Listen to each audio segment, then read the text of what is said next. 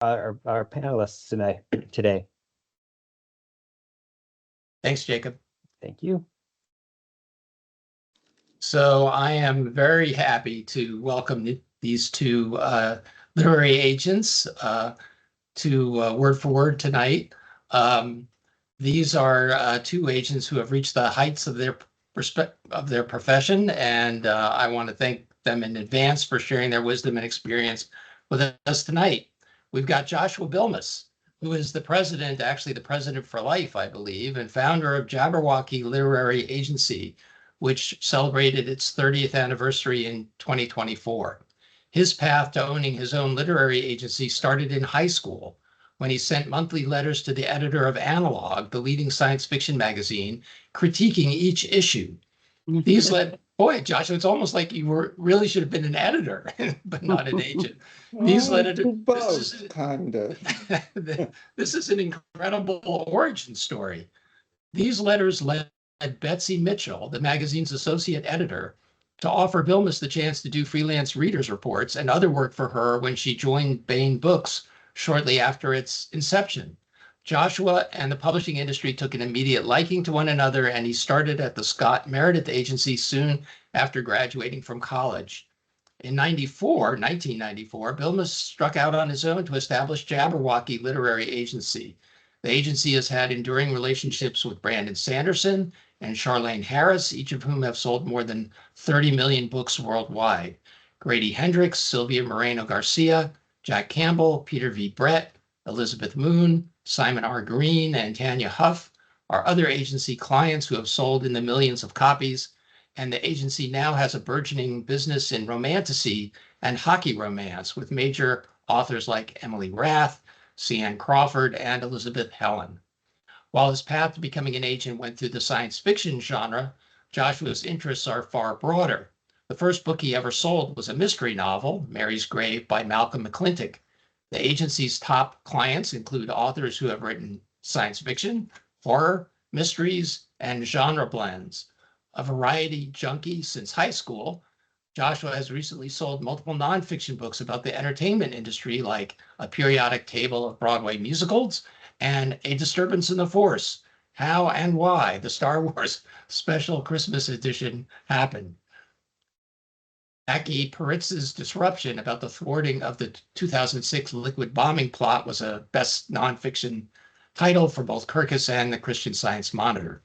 Joshua is open for queries, but often has a long response time. He also scouts for new talent at several conventions each year. We were just talking about that before we started, before we opened up the room. Joshua will be at the World Science Fiction Convention this year out in Seattle. Welcome, Joshua. Thanks, Paul. And our next panelist is Lucienne Diver. Lucienne joined the Knight Agency in 2008 after spending 15 years at New York City's prestigious Spectrum Literary Agency. With her sharp eye and gift for spotting original new voices, Lucienne is one of the most well-respected agents in the industry.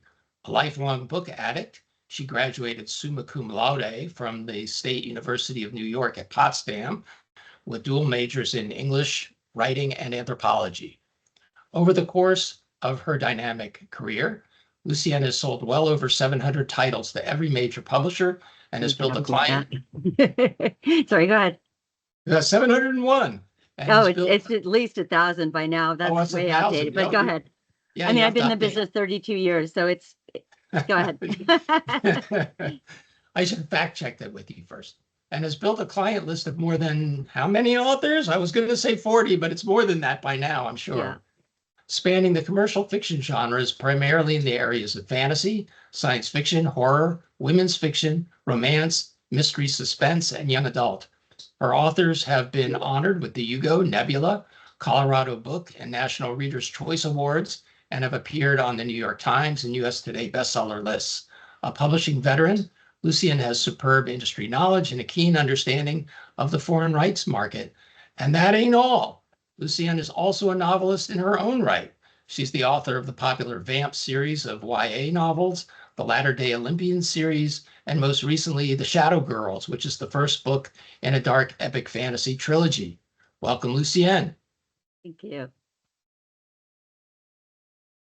Awesome. Well, yes, welcome to both. And just as a reminder for folks, we have mics disabled tonight. So if you do have a question, go ahead and just throw it in the chat and we will get to it. But to start things off, I think I'll just start with the basics. Could you both talk to us a little bit how you decided to become literary agents and how you got that start? And we can start with Lucienne. I started right out of college as an assistant at Spectrum Literary Agency. I was lucky enough to, when I walked in for the interview, completely unplanned, I was reading a book by one of the agency's clients, and it combined both my interests. It was by Ken Goddard, who ran the National Fish and Wildlife Forensic Lab out in Ashland, Oregon. And it was a book about a group of basically fish and wildlife agents, and it was amazing. And I saw it on the shelf, and I brought it out of my bag, and I said, "Wow, I'm reading that, and I'm loving it." And the interview it was like kismet. It just went from there. And when Eleanor Wood offered me the job, she said, "Well, there were other people with more experience," because I was fresh out of college, and yes, I'd worked on the college magazine and the anthropology magazine, and I'd worked on my high school literary magazine and things like that, but I didn't have any experience in publishing. She said, "But I just felt like we clicked, so let's give it a shot." And after about 6 months, actually, I think it was less than that, she had me critiquing one of her client manuscripts because it involved a generational war, and she wanted another generation's perspective. And I gave her my notes, and she said, "Oh, that's really good. Why don't you write that up and send it to Larry Niven?" And I went, "I'm sorry, what?"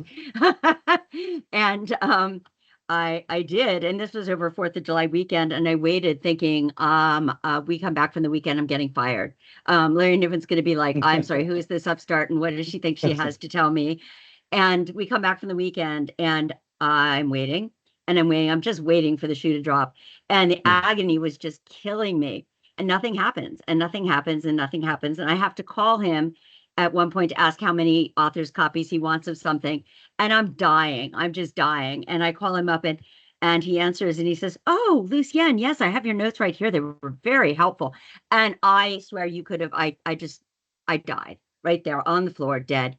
And that was kind of the start of my literary career, because after that, Eleanor trusted me. A few months later, I started taking on my clients. It was actually a pretty quick journey, because this was before the fall of the ID market and all this stuff you don't need to know. But the sky has been falling basically the entire length of my journey in publishing. I'm sure Joshua can attest. And yet it hasn't fallen yet. We're still here. So I think, Joshua and I have weathered everything, and we're still here, and we're still positive, and we still love books. So I don't know if that answers your question, but anyway, I've been, then I stayed at Spectrum for 15 years, loving it, learning from Eleanor, who is just a grand dame of publishing. And after about 15 years, I moved to Florida, and Eleanor had never had a satellite agent. It wasn't working out quite the way that I wanted it to work out. And I ended up at a conference with Deidre Knight of the Knight Agency. And I was talking to her, and I just said, "I'm such an individual and everything, and I love Eleanor, and I've loved working with her, and it's going to kill me to leave. But sometimes to grow up, you kind of have to leave home."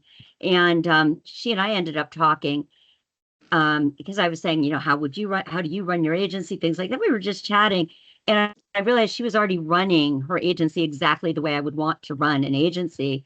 And I really just want to agent. That's what I want to do. That's what I love doing, is working with authors. I don't want the administrative part of it. And the more we talked, the more I was thinking about that. So we left that conference, me thinking, and Deidre thinking the same thing. And we texted each other later, and I said, "I've been thinking." And Deidre said, "I've been thinking."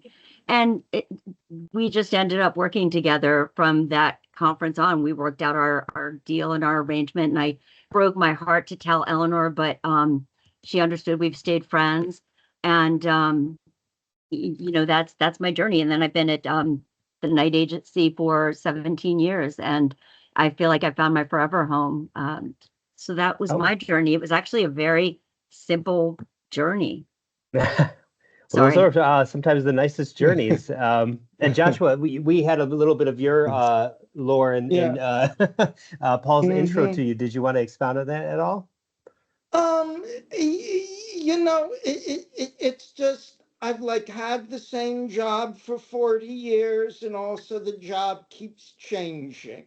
Um, it's really difficult. It's a big change when you go from being an employee at an agency, which I was for like 8 years, and then like 6 months of craziness after Scott Meredith died. I'm I'm in some ways like running the agency for a period of time because there's just nobody else around to do it.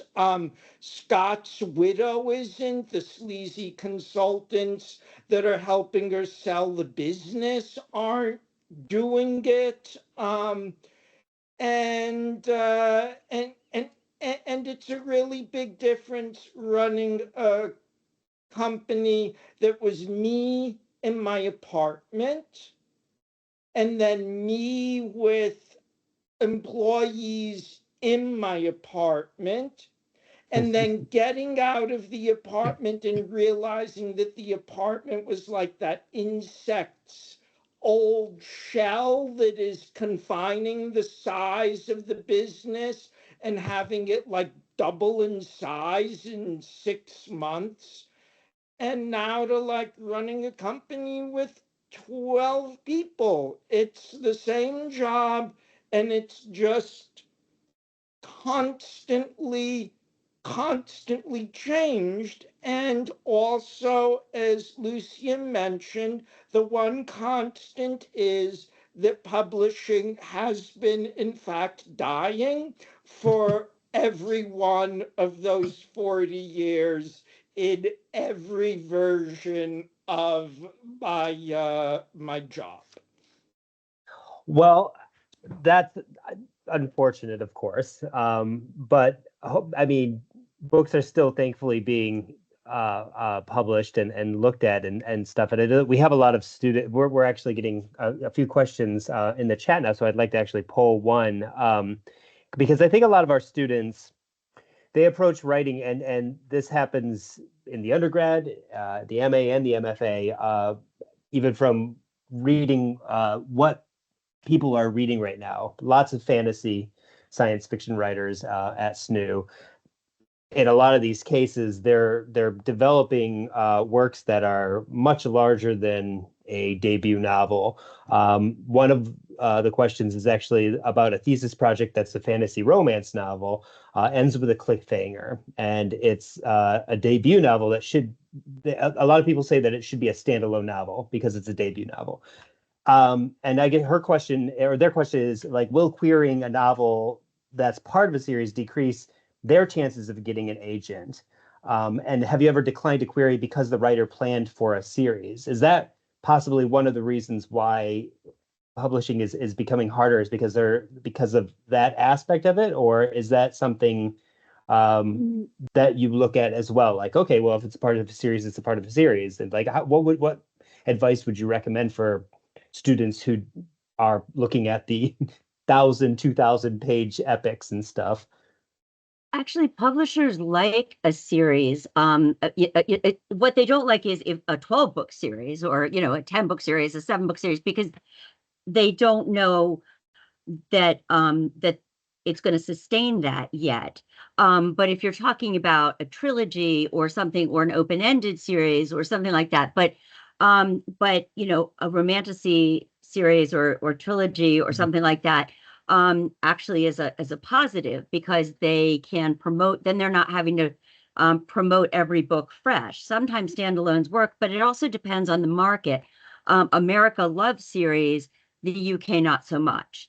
It really depends on your market as well. But when you're talking romantasy, that lends itself to series generally. And I would just add generally, no means no. You're often going to get a reason for why somebody is saying no, which may or may not be the real reason. And it's really hard to generalize from that. Um, like I was just meeting with an editor, came by the office a few hours ago, who was telling me I'm kind of like looking for the mystery novel, like the essay Cosby, that they're all the same, but they're not really a series kind of thing. I don't like the series. And I've always been like, if you have a mystery series that's making money, big money or small money, you just keep publishing it for as long as you can possibly publish it, because a mystery series that has a loyal reader base that's gonna, keep buying a sustainable number of copies is a great thing. Um, and you can have a company like Berkeley, which owned Ace and had Prime Crime and all of the Ace series and everything. And suddenly you have new people come on board and they're all like, why do we want to keep publishing mystery series that make money? Um, there are always a lot of specifics to what you're doing, and I kind of just, I'm always reluctant to generalize too much from that. It also depends on the line and the editor. For instance, some editors are saying, romantasy, oh, it's so full, we're hearing that it's oversaturated, and then other editors will say, I'm still looking for romantasy. It also depends on the line. Some lines prefer, standalones. Some prefer series. So you can't generalize that way either. You've got to do what's right for the book or the series. So experiment with it when you're sending out, basically, and see. Okay. I'm not saying there aren't any hard and fast, like you can't write a 200,000 word manuscript and have that be the book. That's too long. Like there are some rules, but overall you've got to do what's right for the book and your series or standalone. Excellent. Awesome. Thank you. Paul, I'm going to kick it over to you. We have quite a few questions in the chat, so that's wonderful. There are a ton of questions in the chat, so I'm just going to try to grab a few out of here. One question in here, it has to do, and I know with, we've talked a little bit about the number of changes that have taken place in the literary world in the time that both of you have been agents. One of them has certainly got to be the rise of self-publishing, indie publishing as like a viable income stream for writers. How has that impacted your work as agents selling to traditional publishers? And how do you view a writer that's coming to you with a query who has self-published in the past? Is that a plus or a minus as far as you're concerned? Who do you want to go first? Yeah. That's changed big time. Like so many romantasy authors, you have entire segments of the marketplace. Genre romance, military science fiction, classic kinds of like epic fantasy, the lit RPG, light novels. There are all of these areas that have largely moved to non-traditional publishing. So it is not a stigma if it hasn't been in a really long time. And I'm glad of it. It is so nice to me to see like imprints within Penguin Random House willing to do print-only deals after saying for a long time that they could only ever publish a book if they had it in print, ebook, and audio. Yeah. Like that's good for everybody. Right.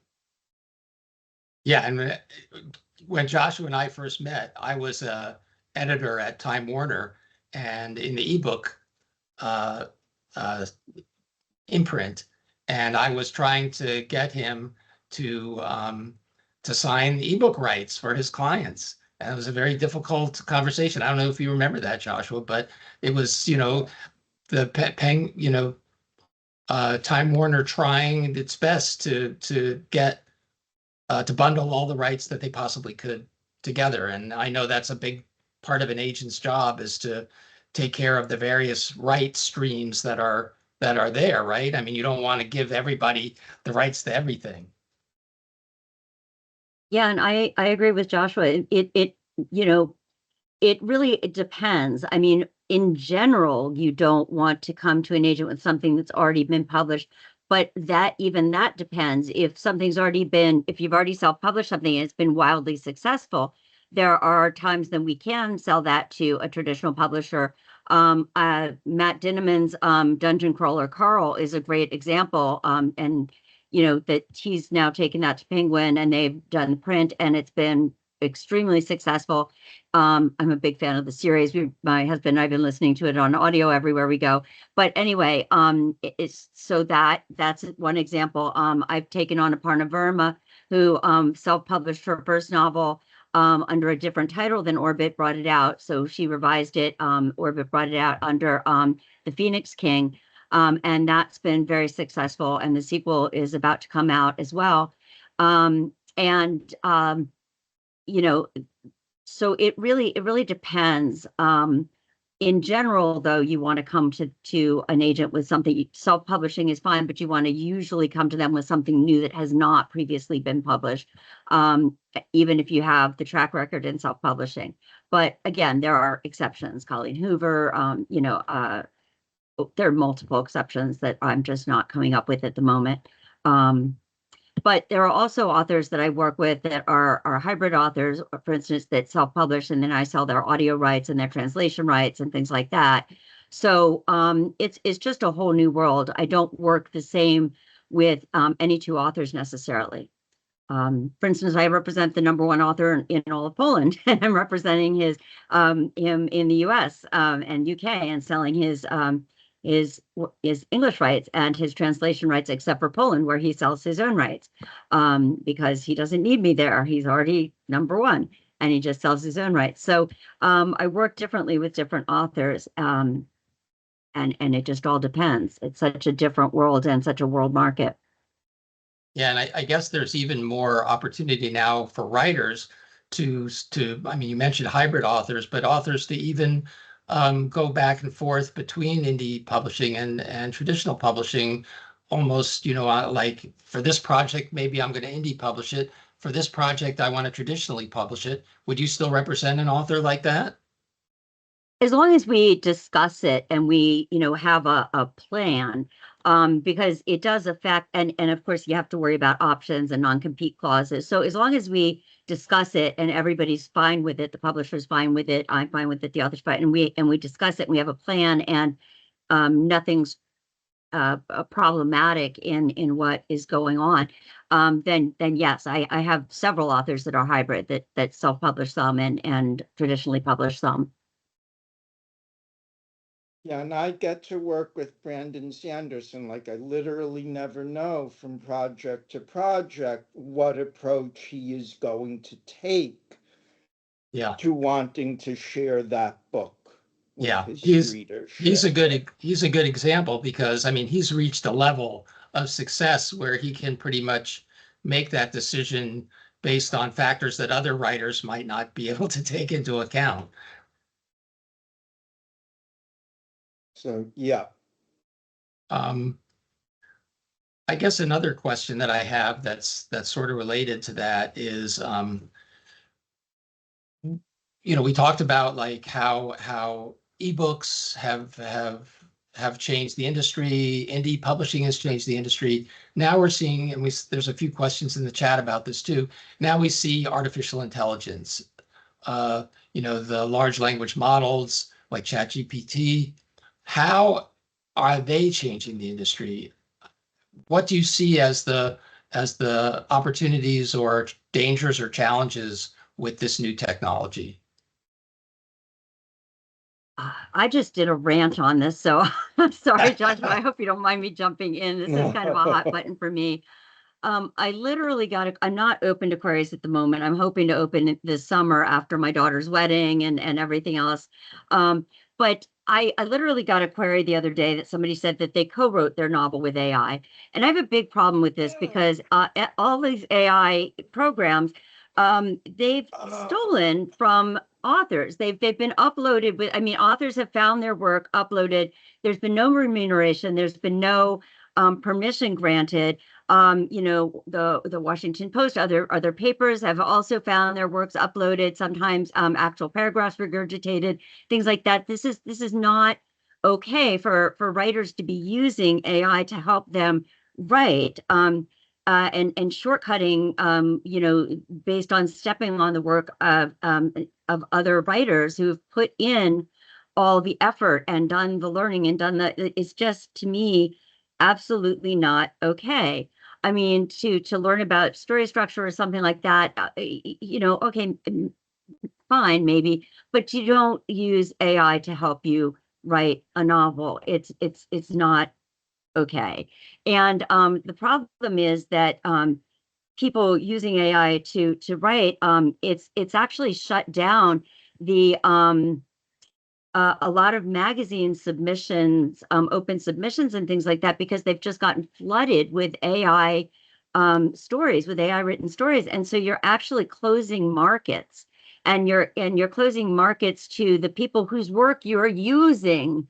And oh my goodness, I'm going to stop ranting now, but don't use AI to write.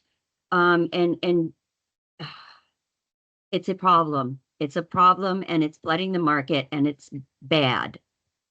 Sorry, Joshua, I'll turn it over to you now. I mean, so, uh, part of me sometimes thinks that AI is a bogeyman. The people behind AI are trying to make it seem so all-encompassing and inevitable that something that people have been doing for years, like talking to Siri and it does something for you or whatever. How long have we been doing that? And now it becomes AI. So part of me wants to always caution that we shouldn't let the people who want to make it this big bogeyman, to make it seem inevitable and unavoidable, et cetera, kind of dictate how we react to it. Also, there are certain things like having AI do a translation of a book that I would like to see happen, like over my dead body. I do not want to read prose written by AI. And it's not a good thing. I just don't trust most of the people who are telling me I should like AI. Most of what they've done over the past 10 or 20 years has had a lot of deeply negative externalities for the world at large. We're living in it. Yeah. So So Jacob, let me turn it back over to you for another question. Sure. So I guess this kind of goes off of AI and just how digital technology and everything continues to evolve. Social media is another aspect of a writer's journey nowadays where, and I've heard this as well with my friend who continues to try to get published, where it's like, you need to have a social media presence. You need to have a X Twitter account or a Blue Sky, or you have to have a Facebook, or you have to have a YouTube channel where you're critiquing or reviewing books or whatever. You need to go get out there. And not everyone wants to do that. Some people like to just rather focus on the writing itself and stuff than the promotion. But it is a good question to ask. Does it make a difference when it comes to the likelihood of acceptance if an author doesn't have a large social media following when they query? I don't care. And I have also been on panels with agents who say it's like one of the first things they check. Um, and I don't know if that's changed. Social media has changed so much, like the combined engagement from Blue Sky and Twitter is now deeply less than it was on Twitter 4 years ago. So, which platform are you looking at? Because, like, not everybody is on Insta and Facebook, and like, so but for me, it has never been a factor in what I've taken on. For fiction, it doesn't matter. I mean, it helps, but I don't go check it to determine whether I take somebody on or not. When I do take somebody on, I advise that it's a good idea to um, get comfortable with at least one form of social media. Usually, something like Instagram or something like that. But I don't think it's a make or break. For nonfiction rather, you have to have a platform. You have to have a platform in order for a publisher to pick you up. In order for you to sell, you have to be an authority on something. You have to have a presence in whatever industry or whatever it is you're talking about. So it's much more important for nonfiction than it is for fiction. Any I don't thoughts do on nonfiction, but I just know that from the market. what about poetry or screenwriters? I don't handle that, so I don't Don't know. handle it. Nor do I.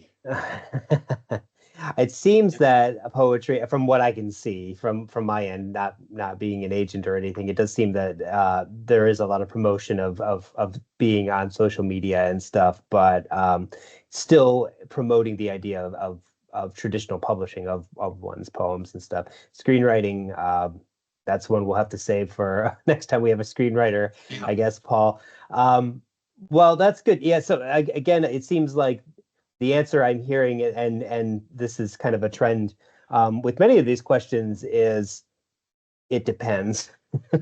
And it depends on who you're submitting to, and it depends on how you're presenting yourself. So maybe the messages for our students and audience is that, like, don't give up on that first 2 or 3 or 4 or 5 rejections. You just need to find that place where you can fit in. And maybe after a dozen rejections, you might say, well, maybe there's something that I need to fine tune in my query letter, or maybe I should create a social media account to kind of make myself a little bit more present and known. But there is no definitive, this is how you take the path to publication. Is that fair? That's absolutely true. Okay. And I want to add in one other thing that comes up a lot in these discussions, especially with genre authors. There's no such thing as an apprenticeship in short fiction. Um, that's some of the most harmful advice or whatever that I have ever seen in my career, is to suggest that people need to do an apprenticeship in short fiction. They're completely different forms of art. And one time, like, deep into my career, it was like 50-50 between authors who had taken that path and authors who had just gone to writing novels. So every circumstance is different. Yeah. And thank you so much for saying that, because even when I was, pursuing a BA and an MFA, the message still seemed to be like, well, start in short stories, get a grip of that first and submit and get published, then move on to the novel. But over the years, of course, and with experience and with seeing students writing their work too and stuff, they are completely different beasts to wrestle. And yes, so it doesn't need to be that stepping stone. You don't need to have the apprenticeship of short stories in order to write these novels. And thankfully, I think from seeing this chat and from hearing our students over the years, a lot of them, I am thoroughly impressed with how much they're willing to just dive right into that novel or that memoir. And I think I saw in the chat somewhere that one particular individual has like a 6-part series already that they're working on and stuff. And that's just, very admirable to dive in that much with word count and stuff right off the bat. So keep it up, folks. Paul, I'm going to kick it back over to you to Okay. ask another question. Yeah, I have a kind of a basic question, I guess, since we're talking about query letters. What do you think makes a good query letter? What catches your eye in a query, and then what's like an immediate turn off? What would like be an immediate rejection in a query for you? For me, I want it right up front to tell me that the title, the genre, the word count, um, and I hate it's I don't automatically reject it, but I hate the words fictional novel because a novel is fictional. Yes, thank you. So, and then I want a synopsis. I want to know who your main characters are, what the internal and external stakes are. If it's science fiction and fantasy, I want to know what makes your world unique.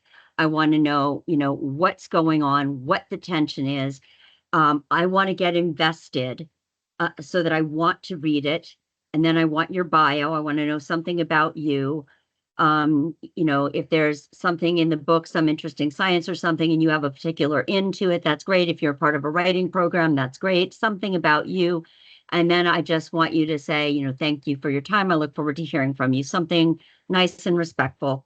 And then a close. I mean, so just, invest us in it. If you know something about one of our clients or something, like I'm a big fan of N.K. Jemisin, something like that, put that in the query letter. I mean, so if you want to make it personal, or I heard you speak, I really liked what you had to say. If you want to put something personal, flattery is nice. We're not going to represent you or not based it, but we don't mind. But something like that is a good query letter. Red flags are something like, I look forward to hearing from you as soon as possible.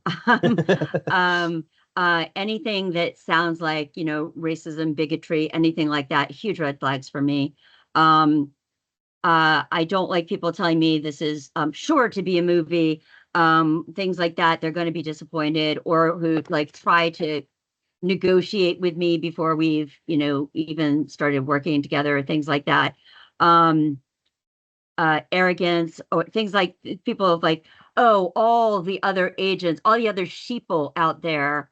I've gotten this. I really have. All the other sheeple out there have failed to appreciate my genius. Things What like about that.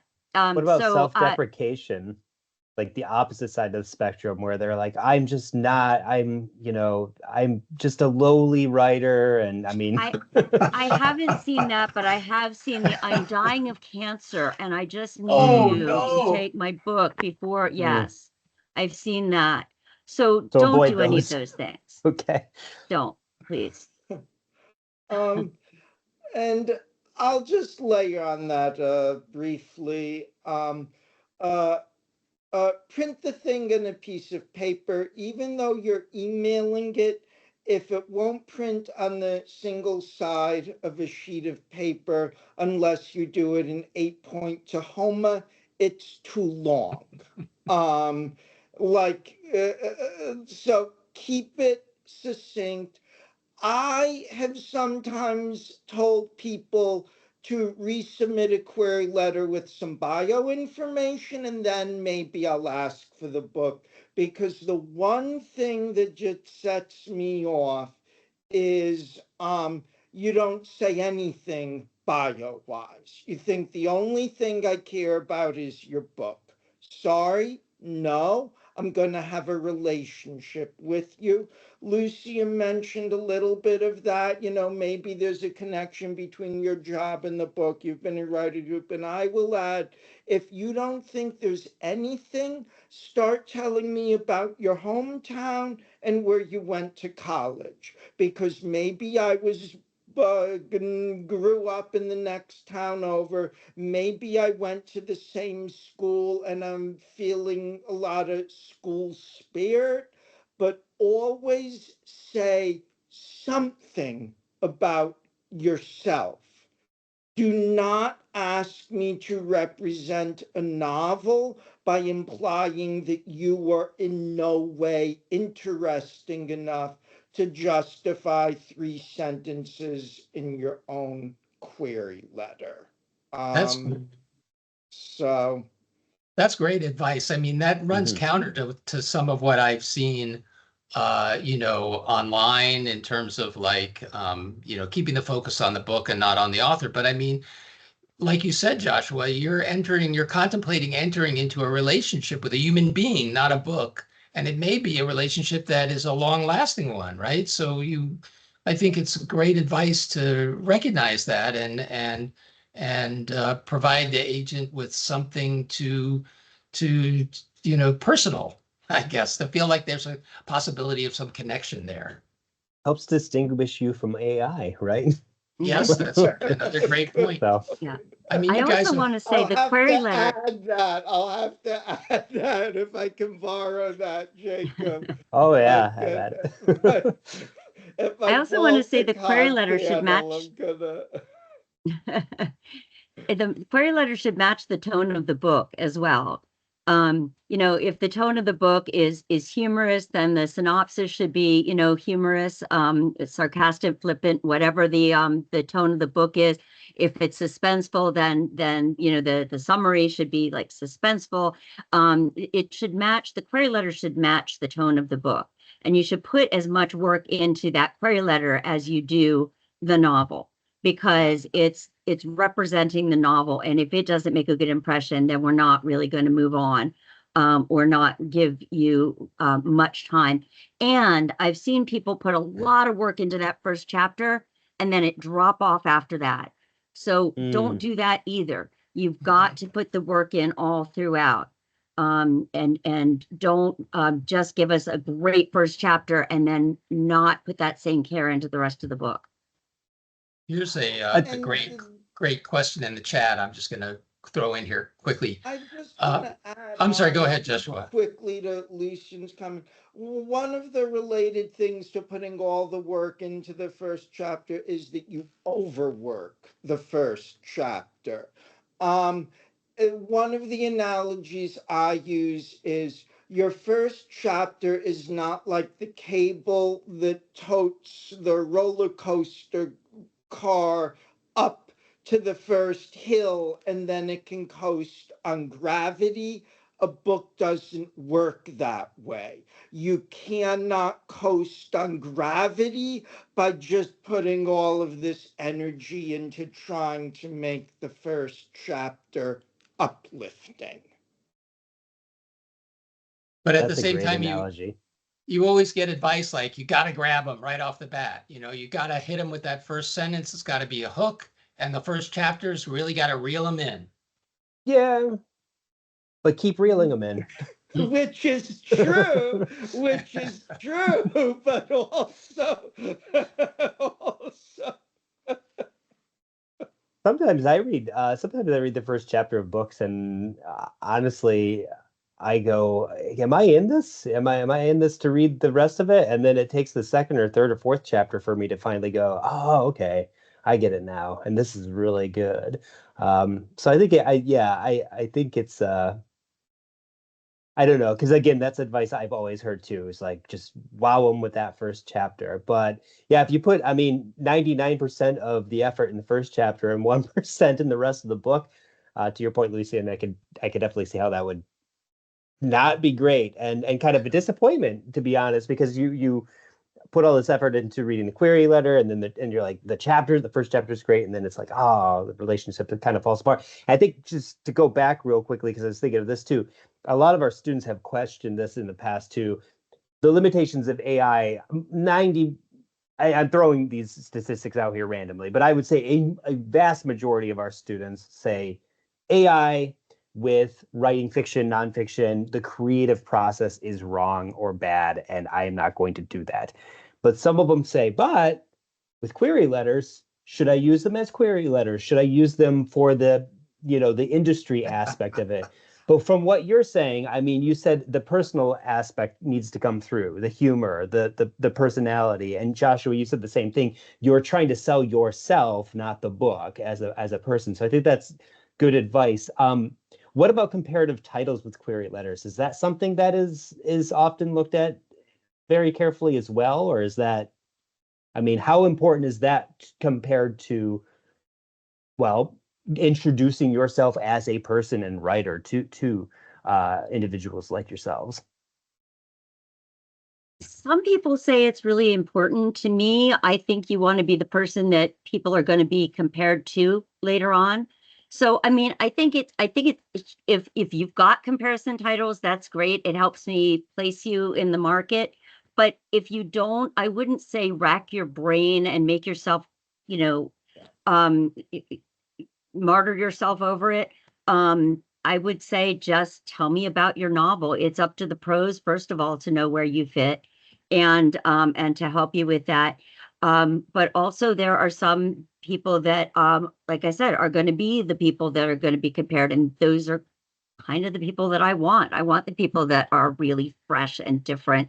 Which is not to say that you won't still have comparisons, because we're going to have to come up with comparisons sooner or later. But I would say don't kill yourself over it. Yeah, and that's really good advice.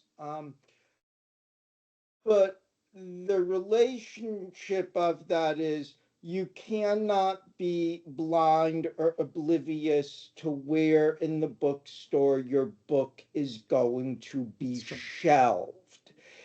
Bookstores are not shelved alphabetically by author. They are shelved in categories. Books are sold based on categories. If you ever put in your query or feel in your mind that you do not know where in the bookstore your book would go, that is a pretty big problem. And it doesn't require a comp title to know where your book would be shelved. Yeah. And I mean, Lucienne sort of mentioned that earlier when she was talking about what she'd like to see in a query letter, which is a statement of genre. I mean, some indication that you have thought about, like, where is my book going to be shelved?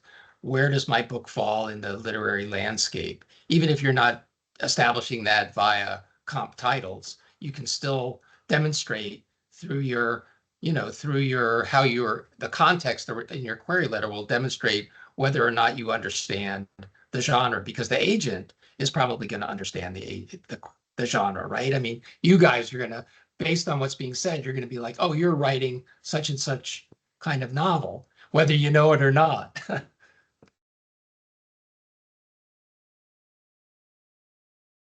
I stepped on your toes a bit there, Paul. I know you had a question you were going to ask from the chat as well. Yeah, I did have one question. Let's see if I can find it again. It was a pretty pertinent question. Let's see if I can find it. Here it is. As a woman querying, would mentioning children and familial roles carry the same disadvantages as mentioning them in a job interview? Will an agent hear that I have children and think that my hands are too full? No. No. We never ask. It's not an issue. A lot of us in the industry have kids and families and would never consider that it would hinder anyone. I admire never having like had kids myself. Of like, I don't understand how people can possibly find time to write and have children, but yet people manage to do it. Like it is not, most writers are going to be balancing those things. So Definitely not a deal breaker, and That's seems, good to know. yes. no, in fact, I was just meeting a client for breakfast, and they in fact told me I may have to leave. My wife is expecting a baby. And it ended up arriving like 6 hours. We got an email. that 6 hours later, third child had safely arrived. Well, that person had their priorities right.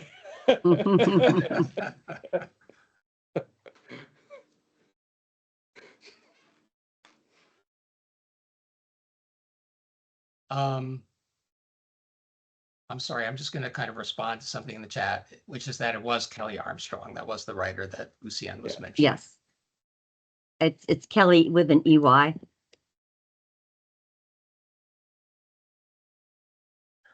I'm trying to Go ahead, Jacob. This one, we have so many questions. I'm trying did we ask this question already? But I don't think we have. And there has been a few about self-publication and traditional publishing. Are you more likely to be taken at a higher level of examination if you have a lot of self-published works in a related field to what you are attempting to get published? Or is it kind of like a fresh slate when you from self-publishing to traditional publishing? I mean, what anybody's going to look at is if you have a track record, that's what they're going to look at. So, the only time you get a fresh start really is if you start under a fresh name. But if you have a track record, people are going to look at the track record.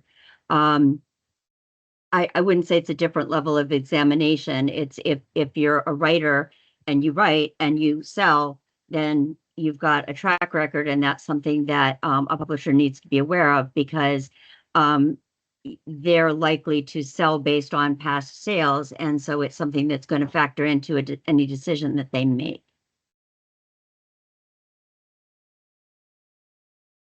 I don't have one. Okay. Thank you. Well, I guess I wanted to ask a quick question about the relationship between, 'cause this is something we've also touched on previously, but when you have a relationship with a client that goes on for a number of years, and you do become quite, familiar with them on a personal level, you get to know their family, you get to know their spouse, their significant other, and yet you're still involved in a business relationship. So how do you balance the business part of it with the personal relationship that naturally develops over time with the writers that you work with?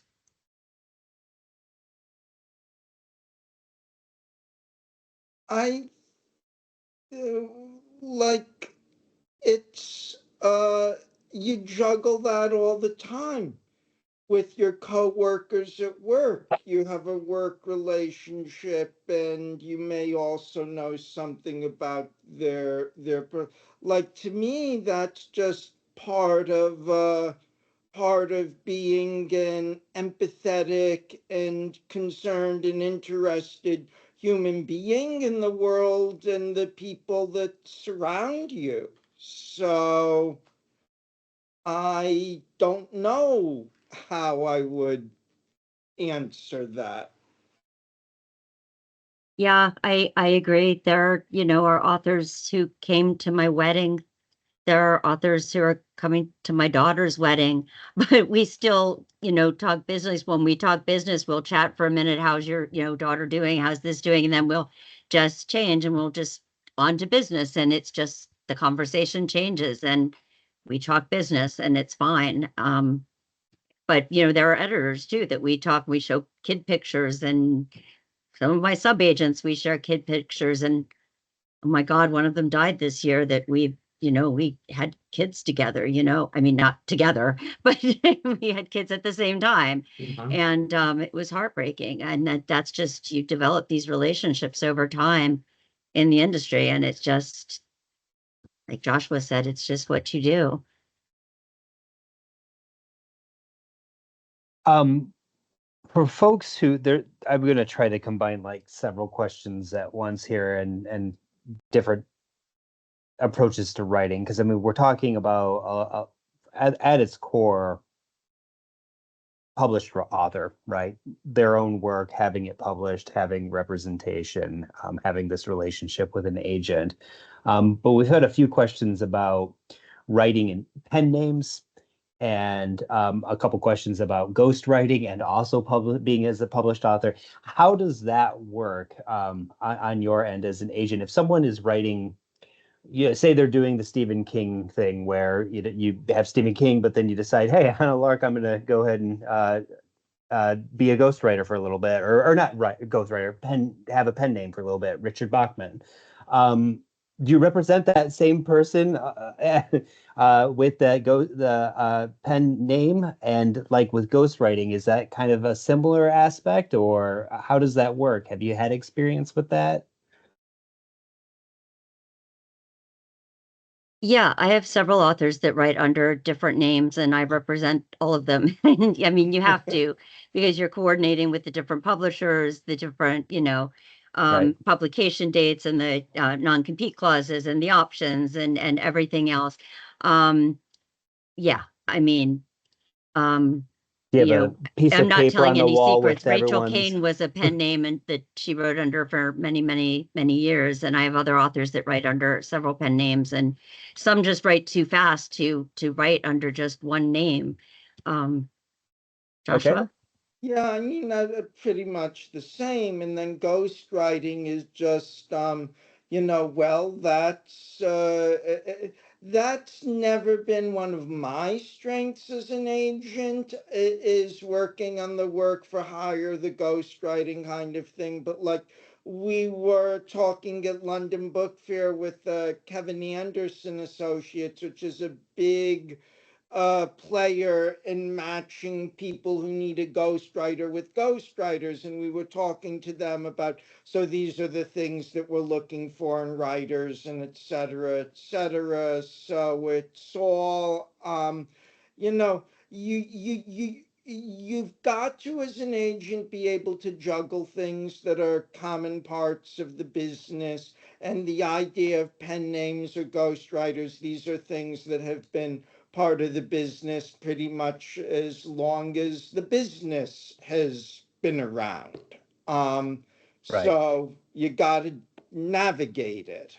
Does does the core of the relationship still start with a person with their real name and their real work? Or, I mean, like, have you ever started a relationship with someone who came in as a ghostwriter first, or came in as a pen pal and then decided to use their true name? Or what advice would you have for, I guess, like up and coming writers and stuff like those who are with us tonight? Is it better to try to approach query letters and finding an agent by being your actual name and representing your actual work, or is it kind of just Wild West out there and you can do what you think fits your personality and your what you'd like to approach best? Or Um, I can think of some specific instances, like maybe you have a job that's really restrictive where you need to use a pen name. So again, it's just part of the business. I mean, maybe you have a reason, but I would say, like, what is the reason?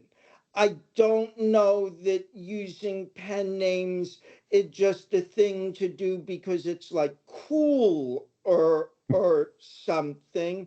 Your name is an asset. Um, why are you doing it? That's just the basic place I would start with. excellent. And I saw one of the ghostwriter people ask about being able to say that they're a ghostwriter to professional. Like you can put that on your VTI, but if you're a ghostwriter, you don't, obviously claim credit publicly, but you can put on your VTI when you're going for ghostwriting jobs and things like that. And of course, obviously, you've shared that information with your agent. So I mean, it's something that you can use as a writing credit within the industry to get other jobs, other ghostwriting jobs and things like that. You just can't share publicly that you take credit for writing a particular thing because that's part of the whole ghostwriting gig. Awesome. Well, this hour went by very fast. Really And did. we had a lot of wonderful questions from our students. I just want to thank you both so much for sharing your wisdom with us this evening. And thanks to the audience as well for asking so many great questions that I would have never thought of. I wasn't really thinking of the whole penman ghostwriting slash. I mean, those are good questions to ask. So thank you so much for asking those as well. Joshua and Lucienne, thank you so much for being here tonight. This has been wonderful. Yeah. Thanks so much, guys. Yes. So our series Word for Word will return on June 11th. We will be featuring our graduate spotlight event. So we're going to honor recent graduates of SNU's online BA, MA, and MFA programs. In the meantime, don't forget to check out our YouTube channel for past MFA readings and events. And I just posted it in the chat. So feel free to check that out. Free and open to the public as well. So share it with friends who may not be at SNU either. And yeah, spread the love. And thank you again, both. Hope everyone has a wonderful night. Yeah, and thank you, Jacob and Paul, and always great to do things like this with Lucienne. We have You too, Joshua. grown up in Thank the you all. business together, kind of. Yeah. So, yeah. Yeah, Thanks. that's awesome. Yeah. Well, thank you again. And it's wonderful. Maybe we can have you back again some other day too. That'd be great. Thanks. Yeah. Thank you Okay. all for Good being night. here. Good night. Bye-bye. everyone. Bye. Take care. Bye-bye.